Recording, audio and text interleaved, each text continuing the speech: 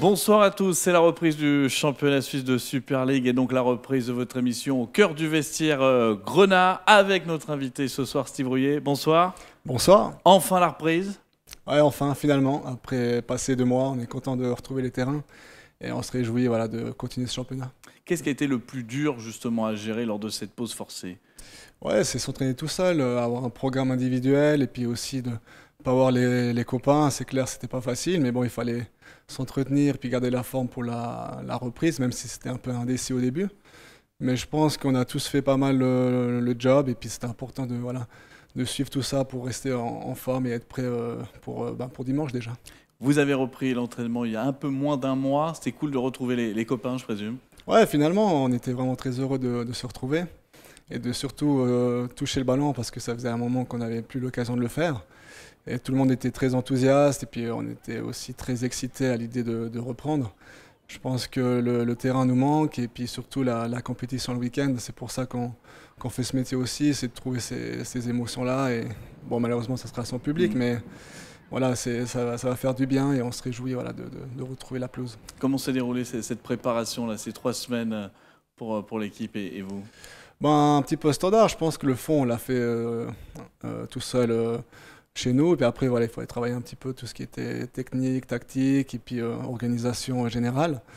Et non, c'était assez basique, mais voilà, toujours un plaisir de s'entraîner tous ensemble et puis surtout de progresser, de se rendre compte qu'il y a une échéance qui arrive la dimanche et qu'il faudra être prêt malgré tous les petits détails qu'il faudra respecter, mais voilà, je pense que ça va être intéressant à voir ce qu'on va faire. Exactement. Ce match dimanche contre Lugano, le dernier match c'était début décembre au Tessin. Vous aviez perdu 1-0. Retour sur cette rencontre.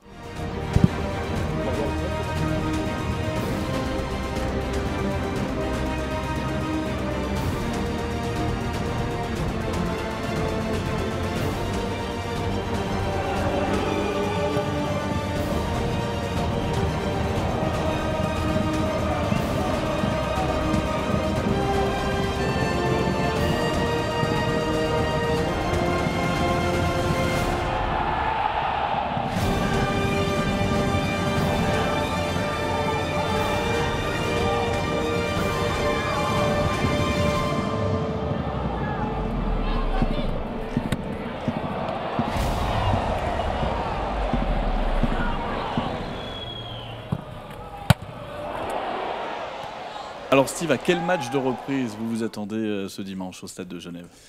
Ouais, difficile à dire, ça sera une ambiance un peu de match amical. Et en plus, contre une équipe de Lugano qui est très difficile à manœuvrer, on sait que c'est une équipe très bien en place et tactiquement très, très forte. Après, il faudra savoir jouer notre jeu. Je pense qu'on a un jeu assez léché, on sait beaucoup tourner le ballon et puis avoir des occasions, ça sera un peu peut-être plus rare que d'habitude, mais il faudra être très altruiste et très concentré. Je pense que si on arrive à être assez patient et puis de trouver les espaces qu'il faut, on pourra faire la différence. Lugano est 7e au classement avec 27 points. Vous avez joué 2 saisons là-bas. Quel est votre avis sur cette équipe de Lugano? Ouais, comme j'ai dit avant, c'est une équipe qui travaille beaucoup tactiquement. Il y a toujours des entraîneurs qui basaient son jeu là-dessus. Et moi, je pense que on n'a pas fait des super résultats contre eux, mais si on arrive à se mettre dedans d'entrée et puis essayer de mettre du rythme, ça va aller. Après, c'est sûr, il ne faut pas tomber dans une fausse envie ou bien un rythme un peu lent. Il faudra on n'a pas beaucoup d'envie et puis surtout, on n'aura pas l'appui du public qui pourra nous pousser, surtout dans des moments un peu compliqués. Mais voilà, pour eux aussi, ça sera particulier et on va voir ce que ça donne. Exactement, on verra ce que ça donne dans ces matchs à huis clos qui sont très particuliers. Autre nouveauté, 5 changements. Ça, c'est aussi positif parce qu'on sait que durant 1 mois et 1 semaine, 13 matchs, ça va être assez fort au niveau physique. Ouais, non, c'est clair. On ne pourra pas faire les 13 matchs consécutifs. Il faudra être très vigilant aussi par rapport à la récupération et d'être très intelligent. Et je pense que le staff médical est préparé à ça. Et on a les joueurs aussi pour suppléer les titulaires. Et moi, je ne me fais pas de soucis là-dessus.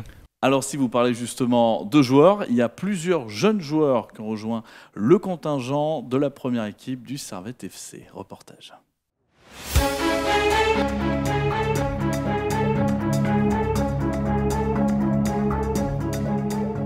C'est Nicolas Vouillot, Je m'appelle Mathis Becher. Je m'appelle Ricardo Alves. Alexis Martial, je vais avoir 19 ans dans quelques jours.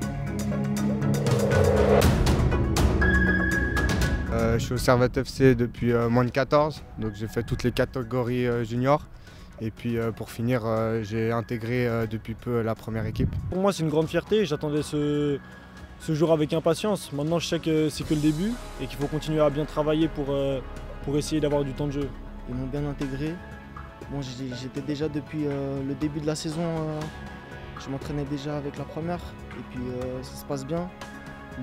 Les grands, ils m'intègrent bien, ils parlent avec moi et tout va bien.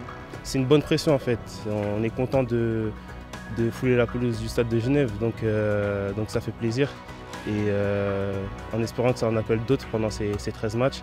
Et on reste concentré et là pour le coach.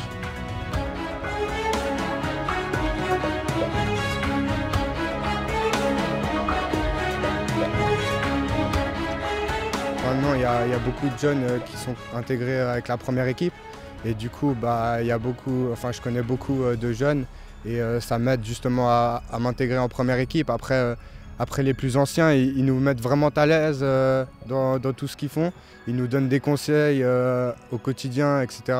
Et nous, en tant que jeunes, ça nous aide beaucoup. Ouais, c'est sympa, ça me donne un peu plus de confiance. Et puis de les retrouver avec la première, c'est une fierté aussi. Ouais, bien sûr, on voit déjà des jeunes qui sont là depuis plus longtemps, comme par exemple Imery ou encore Alves. Et ça fait plaisir de voir que le club il compte sur nous. Steve Rouillet, quand on voit ce reportage, ça vous rappelle bien sûr des souvenirs de vous, jeunes, en train de vous intégrer dans plusieurs premières équipes? Ouais, là on voit qu'ils ont la chance d'intégrer beaucoup de jeunes chez nous. Moi ça me rappelle aussi pas mal de souvenirs, des souvenirs un peu particuliers parce que tu as toujours un peu d'appréhension d'aller avec les pros et de te rivaliser avec eux, de voir le niveau de différence avec toi. Et je pense que c'est intéressant pour leur progression aussi. Et voilà, je pense que le club a bien fait d'intégrer tous ces jeunes pour avoir un peu de relève pour la suite. Et c'est ce qui est important aussi au niveau aussi, je pense, effectif, d'avoir aussi un peu de profondeur de banc au cas où ces 13 derniers matchs, on a des soucis de blessures ou de suspension. Et non, je pense que le club a très bien fait de signer ses joueurs puis de prouver aussi qu'on a une bonne formation à Servette. Et puis vous, en tant que joueur expérimenté, quel rôle vous avez justement? Vous discutez, vous échangez avec ces joueurs? Ouais, non, il y a beaucoup de discussions avec eux, c'est sûr, ils ont besoin qu'on les encadre. Après, quand ils sont beaucoup entre eux, ils ont aussi pas mal de tendance à rester un peu entre jeunes et puis d'essayer de voir comment ça se passe. Mais moi, je pense qu'ils sont bien intégrés et puis c'est important d'avoir un peu de fraîcheur aussi et de voir leur progression. Et le club nous met en avant tous ces jeunes pour nous assurer aussi une certaine...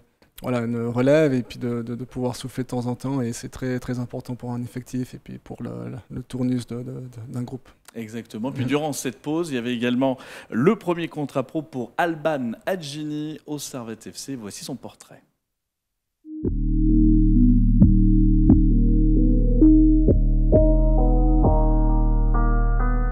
Je m'appelle Alban Hadjini, j'ai 20 ans et je viens d'intégrer la première équipe.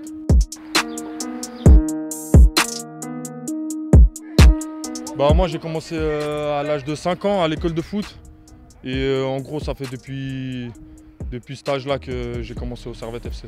Une grande satisfaction, surtout pour tout le travail qui a été fait. Et c'est vraiment un plaisir et un honneur d'être là avec le groupe. Une grande fierté pour lui et sa famille. Ça fait depuis très très longtemps que je le connais. Et puis il travaille très dur pour atteindre un objectif. Et puis je pense que petit à petit il arrive à prendre ses marques. Et puis on est une équipe de jeunes et puis je pense qu'il s'intègre pas mal. Et puis c'est bien pour lui, une grande fierté pour lui. Oui, c'est clair. Parce que avec certains par exemple comme Imery, j'ai grandi avec et c'est vraiment un plaisir. Et même pour la plupart d'autres joueurs M21, c'est vraiment un plaisir. Même les anciens, ils comprennent les jeunes et puis ils essayent d'intégrer le plus de jeunes possible. Et c'est une grande fierté même pour eux, je pense, de réussir à montrer un peu l'exemple pour les jeunes.